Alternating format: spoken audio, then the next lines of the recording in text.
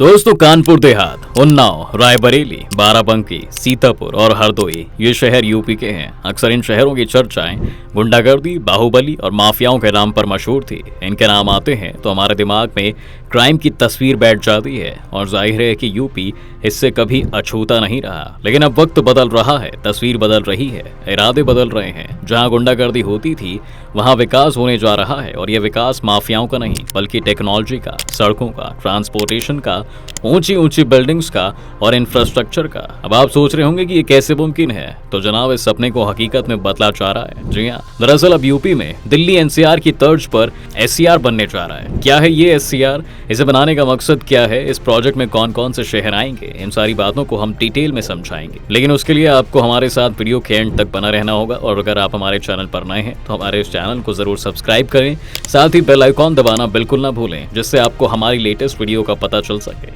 तो चलिए दोस्तों शुरू करते हैं। दरअसल 34,000 स्क्वायर किलोमीटर कवर करके और करीब 2.9 करोड़ आबादी को शामिल करके उत्तर प्रदेश दिल्ली एनसीआर की तर्ज पर लखनऊ स्टेट कैपिटल रीजन यानी कि एससीआर को डेवलप करना चाहता है। लखनऊ के डिविजनल कमिश्नर रोशन जैकब के मुताबिक यह एरिया लखनऊ और कानपुर को वर्ल्ड क्लास मॉडर्न शहरों के तौर पर डेवलप करेगा और इकोनॉमिक डेवलपमेंट को भी गति देगा। ये प्रोजेक्ट अगले 4 से 5 सालों में $1 ट्रिलियन इकोनॉमी बनने के लिए स्टेट के टारगेट का हिस्सा है। जी हाँ, डिविजनल कमिश्नर रोशन जैकब ने बिजनेस स्टैंडर्ड को दिए गए एक इंटरव्यू में बताया था कि दोनों शहरों के आसपास बड़ी संख्या में इंडस्ट्रियल एरियाज विकसित किए जाएंगे जो यूथ के लिए रोजगार पैदा करेंगे। इसी बीच यूपी ने प्रपोजल के लिए एक प्रोजेक्ट कंसल्टेंट के सिलेक्शन प्रोसेस को शुरू कर दिया है। लखनऊ एससीआर का डेवलपमेंट दिल्ली एनसीआर की तरह ही काम करेगा और प्राइवेट इन्वेस्टमेंट को अट्रैक्ट भी करेगा। आपको बता दें दोस्तों कि इस प्रोजेक्ट में लखनऊ और कानपुर के 2 नोड को शामिल किया गया है, जिसमें लखनऊ, कानपुर देहात, उन्नाव, रायबरेली, बाराबंकी, सीतापुर और हरदोई समेत करीब 8 जिले होंगे। एससीआर पास के शहरों में नौकरी और सेल्फ एम्प्लॉयमेंट की अपॉर्चुनिटी क्रिएट करके लखनऊ को भीड़भाड़ से कम करने में मदद करेगा, जिससे बड़े शहरों में नौकरी के लिए यूथ को जाने से रोका जा सके। इसके साथ ही एससीआर से इन जिलों को बेहतर ट्रांसपोर्ट सिस्टम, लॉजिस्टिक्स और इंफ्रास्ट्रक्चर की जरूरतें मुहैया कराई जाएंगी, क्योंकि ये बात जग जाहिर है कि यूपी में बड़ी तादाद में ये जिले पहले से ही एक्सप्रेसवेज से जुड़े हुए हैं जो लोकल एग्रीकल्चर और ट्रेडिशनल इंडस्ट्रीज का फायदा उठाने के काम आएंगे। इतना ही नहीं दोस्तों, लखनऊ और कानपुर को high speed dedicated freight corridor से भी जोड़ा जाएगा। इस तरह से रोड मैप तैयार होने और लागू होने के बाद एससीआर के पास रफ्तार पकड़ने के लिए जमीनी वर्क पहले से ही तैयार होगा। इसके अलावा लखनऊ एससीआर के मॉडल पर यूपी में 7 रीजनल डेवलपमेंट एरियाज भी स्टैब्लिश किए जाएंगे। ये 7 जोन मेरठ, आगरा, वाराणसी, गोरखपुर, बरेली और झांसी होंगे। लेकिन सबसे बड़ी बात जिसे बताना हमारे लिए और भी जरूरी हो जाता है वो ये है कि इतने बड़े प्रोजेक्ट की जिम्मेदारी किसको सौंपी जाएगी। इसलिए अभी तक जो बातें सामने आई हैं उसमें यूपी के चीफ सेक्रेटरी को एससीआर के प्रेसिडेंट का जिम्मा सौंपा जाने की ज्यादा उम्मीद है।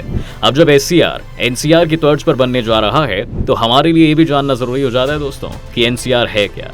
हालांकि आप में से बहुत सारे लोगों को इसके बारे में जानकारी है, लेकिन जिन्हें नहीं पता उनके लिए एनसीआर के बारे में मोटी मोटी इन्फॉर्मेशन समझ लेते हैं। दरअसल एनसीआर का पूरा नाम नेशनल कैपिटल रीजन यानी राष्ट्रीय राजधानी क्षेत्र है। इस मेट्रोपॉलिटन एरिया में पूरे दिल्ली समेत उत्तर प्रदेश, हरियाणा और राजस्थान स्टेट के कई करीब जिले शामिल हैं। यही वजह है कि दिल्ली के नेबरिंग स्टेट्स के नजदीकी एरिया को दिल्ली एनसीआर के नाम से ही पुकारा जाता है। एनसीआर में रूरल और अर्बन दोनों एरियाज शामिल हैं। इस एरिया का अर्बनाइजेशन लेवल 62.6% है, जिसमें शहरों और कस्बों के साथ साथ जंगल, अरावली माउंटेन्स, वाइल्ड लाइफ और बर्ड सैंचुरी जैसे सेंसिटिव एरियाज भी शामिल किए गए हैं। इसे बनाया क्यों गया था दोस्तों? दरअसल साल 1962 में दिल्ली से पॉपुलेशन दबाव को कम करने के लिए दिल्ली के पहले मास्टर प्लान में दिल्ली और उसके आसपास के शहरों को एनसीआर में शामिल करके एक बड़े एरिया को बनाने का सुझाव दिया गया था।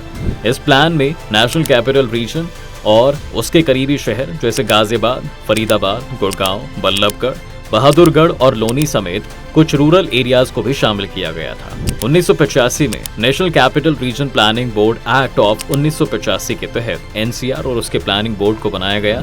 हालांकि अब दिल्ली मेट्रोपॉलिटन एरिया को एनसीआर के नाम से पहचाना जाने लगा है और हरियाणा, उत्तर प्रदेश और राजस्थान के कुछ जिलों को शामिल करके एरिया का एक्सपेंशन भी किया गया है।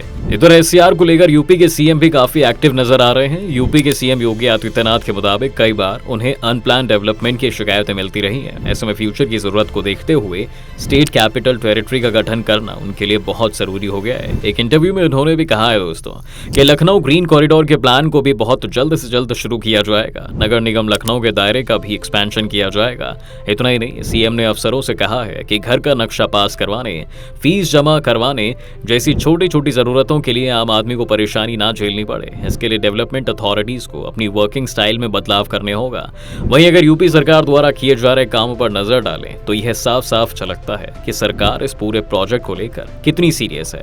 दोस्तों, हमारे देश में रोड, मेट्रो और रेल ट्रांसपोर्ट सर्विसेज में सुधार के लिए तेज गति से काम किए जा रहे हैं। इसी को देखते हुए ट्रांसपोर्ट सर्विसेज के एक्सपेंशन के लिए उत्तर प्रदेश सरकार मेट्रो और रैपिड रेल प्रोजेक्ट पर 2456 करोड़ रुपए खर्च करेगी। इसके अलावा मेट्रो से गोरखपुर और वाराणसी समेत दूसरे शहरों को जोड़ने के लिए भी तेजी से प्रोजेक्ट शुरू किए गए हैं, जबकि रोड्स और फ्लाईओवर कंस्ट्रक्शन के लिए भी बड़ा बजट तय किया गया है।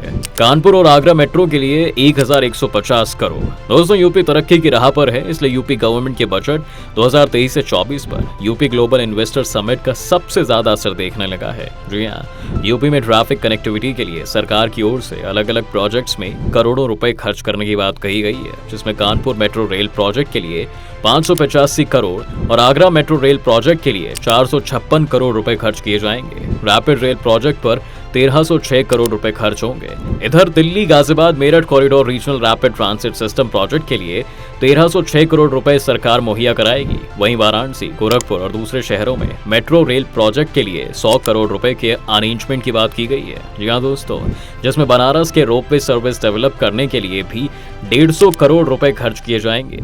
दोस्तों, सड़कों और फ्लाईओवर कंस्ट्रक्शन के लिए यूपी सरकार 21,000 करोड़ रुपए खर्च करने जा रही है। ऐसे ही रेलवे ओवरब्रिज कंस्ट्रक्शन के लिए 1700 करोड़ रुपए का अरेंजमेंट किया गया है। वहीं दूसरे ब्रिजेस के लिए 1850 करोड़ रुपए का बजट भी है। इसी तरह स्टेट हाईवे के एक्सपेंशन के लिए सरकार इस साल ज्यादा पैसा खर्च करने जा रही है। जी हाँ, वीडियो के बीच में हमने यूपी ग्लोबल इन्वेस्टर समिट और लखनऊ ग्रीन कॉरिडोर का जिक्र किया था। इन दोनों के बारे में हमने अखबारों और टेलीविजन पर काफी बार पढ़ा और सुना भी है। सबसे पहले हम बात करेंगे यूपी ग्लोबल इन्वेस्टर समिट की। इसे अगर ऐसे समझें तो इस इन्वेस्टर समिट का इवेंट 2023 में 10 से 12 फरवरी तक किया गया था। इसमें करीब 13 देशों के डेलीगेट्स हिस्सा लेने के लिए लखनऊ पहुंचे थे, जिसमें UAE, Japan, Germany, Thailand, Mexico, south Africa, Brazil, Australia, France, Netherlands, Belgium, Canada और अर्जेंटीना शामिल थे। ग्लोबल इन्वेस्टर समिट करने के पीछे का सबसे बड़ा मकसद यूपी में फॉरेन इन्वेस्टर्स को अट्रैक्ट करने को लेकर था। इसमें दुनिया भर के इन्वेस्टर्स और कंपनियों को बुलाया गया था। इवेंट्स में शामिल होने वाली कंपनियों को स्टेट गवर्नमेंट की ओर से कॉर्पोरेट सेक्टर में छूट से लेकर अरेंजमेंट्स तक के बारे में डिटेल से बताया गया। वहीं लखनऊ ग्रीन कॉरिडोर की बात करें तो ग्रीन कॉरिडोर प्रोजेक्ट के तहत गोमती नदी के दोनों किनारों पर फर्स्ट फेज में आईआईएम रोड से शहीद पथ तक उसके वाइडनिंग पर काम किया जाएगा। पहले फेज के पूरे काम को 3 पार्ट्स में डिवाइड किया गया है। इसमें आईआईएम रोड से लालपुल से पिपरा घाट और पिपरा घाट से शहीद पथ तक कंस्ट्रक्शन किए जाएंगे। इस प्रोजेक्ट की अगर हम लागत की बात करें तो पहले फेज के डीपीआर के तहत होने वाले कामों की कुल लागत 817 करोड़ रुपए बताई गई है। जी हाँ दोस्तों, इसके अंतर्गत आईआईएम रोड से लाल ब्रिज तक गोमती नदी के दोनों किनारों पर लगभग 7 किलोमीटर लंबा टाइट कंस्ट्रक्शन और सड़कों को चौड़ा किया जाएगा। साथ ही उसके ऊपर 4 लेन रोड कंस्ट्रक्शन प्रपोज्ड है। इसके अलावा गऊ घाट पर 270 मीटर लंबाई का पुल, कुड़िया घाट से लाल ब्रिज तक 1050 मीटर लंबाई का फ्लाईओवर और खदरा से लाल ब्रिज तक 660 मीटर लंबाई का फ्लाईओवर कंस्ट्रक्शन प्रपोज किया गया है। जहां सड़क वहां डेवलपमेंट का नारा देते हुए सेंट्रल और स्टेट गवर्नमेंट मिलकर उत्तर प्रदेश में तेजी से सड़कों का जाल बिछा रही है। इसी सीक्वेंस में पूरे प्रदेश में तेजी से अलग अलग एक्सप्रेसवे का कंस्ट्रक्शन किया जा रहा है। जी हाँ, इसमें से बुंदेलखंड एक्सप्रेसवे तो बनकर तैयार भी हो गया है, जिसे पीएम मोदी ने जनता को सौंप दिया है। मुख्यमंत्री योगी आदित्यनाथ ने उत्तर प्रदेश में देश के सबसे बड़े एक्सप्रेसवे नेटवर्क की आधारशिला भी रखी थी। आने वाले समय में दुनिया के कई देशों से ज्यादा एक्सप्रेसवे कनेक्टिविटी यूपी में होगी। कंस्ट्रक्शन वर्क पूरा होने के साथ ही उत्तर प्रदेश 13 एक्सप्रेसवे वाला देश का पहला स्टेट बन जाएगा। 3200 किलोमीटर के कुल 13 एक्सप्रेसवेज में से 7 पर तेजी से काम चल रहा है, जबकि 6 एक्सप्रेसवेज ऑपरेटेड हैं। यूपी रोज नए नए आयामों को छू रहा है। राज्य के विकास का एजेंडा तय करते हुए इंडस्ट्रियल इन्वेस्टमेंट को बढ़ावा देने के लिए कई बड़े बड़े कदम उठाए जा रहे हैं। इसके साथ ही कई ऐसे प्रोजेक्ट भी जिसे बनाकर आम जनता को सौंप दिया गया है। जी हाँ दोस्तों, ऐसी नई जानकारी के लिए आप हमारे वीडियो को देख सकते हैं। और अगर ये वीडियो आपको पसंद आया है तो लाइक करें और शेयर करना बिल्कुल ना भूलें।